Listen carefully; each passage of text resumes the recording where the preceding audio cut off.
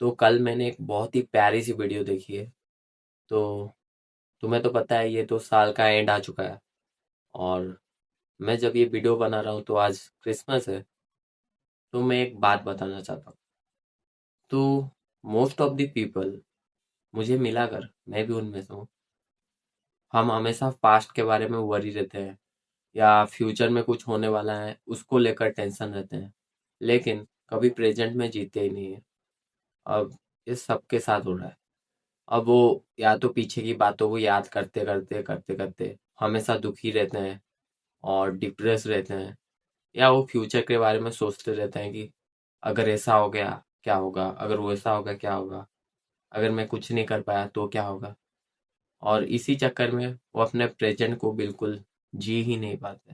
ये सबके साथ हो रहा है और इसको लेकर तुम प्रेजेंट में ओवर थिंकिंग करते जा रहे हो कि ये क्या कर रहा हूँ मैं, ये क्या है वो क्या है, हमेशा सोचते ही रहते हो। तो ये साल का आखिरी समय आ चुका है। अब टाइम आ चुका है कि जो पुरानी बातें हैं तुम उसे भूल जाओ, जो हुआ उसे जाने दो, और जो आने वाला है मतलब फ्यूचर में उसको भी इतना लेके मत सोचो। जो होगा होगा, लेकिन अगर तू अपने प्रेजेंट को सुधार दोगे और अभी तुम एक्शन लोगे और सही से काम करोगे तो तुम्हारा फ्यूचर ऑटोमेटिकली सही हो जाएगा। तो ये फेमस लाइन तो तुमने सुनी ही होगी कि जो बीत गई सो बात गई। तो जो हो चुका है तो उसके बारे में सोच के तो कुछ फायदा नहीं है, ना ही तुम उसे बदल सकते हो। इसीलिए उससे अच्छा तुम करंट मोमेंट में अपने जिंदगी को बिताओगे तो तुम आगे बहुत कुछ अचीव कर पाओगे। और मोस्ट इम्पोर्टेंट थिंग कि तुम करंट में बहुत ही ज्यादा खुश रहोगे, और यही मैटर करता है। ऐसे कुछ तरीके हैं जिससे तुम प्रेजेंट मोमेंट में जी सकते हो। जैसे कि सबसे पहला और इम्पोर्टेंट चीज है एक्सेप्टेंस।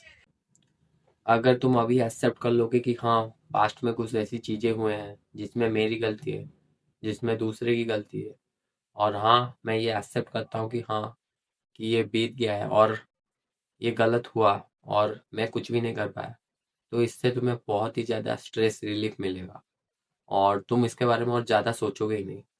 मोस्ट ऑफ द लोग ये एक्सेप्ट ही नहीं करके कि इनके साथ ये हुआ है, इनका ब्रेकअप हुआ है या इनका लॉस हुआ है, इनका जिंदगी बहुत ही खराब है, टाइम वेस्ट हो गया, ये सब कुछ एक्सेप्ट ही नहीं करते।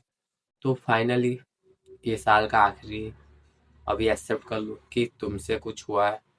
और दूसरी चीज, इंट्रोस्पेक्ट करो। अब देखो, तुमने ये जान तो लिया कि कुछ हुआ है, अब तुम उसे देखो कि हाँ क्या गलती हुई, और उसे ठीक से सोचो, फिर आगे वो गलती रिपीट ना करो। उसके बारे में सोचते नहीं रहना है, वरना उसी से तुम फिर से ओवर थिंकिंग लूप में चले जाओगे। तुम्हें एक्सेप्ट करना है कि हाँ, मैंने कुछ गलत किया है, फिर उसे सही करना है, जिससे तुम्हारा लाइफ वे बेटर हो जाएगा और तुम प्रेजेंट मोमेंट में भी हमेशा रहोगे। और अपने आप को प्रायोरिटी दो।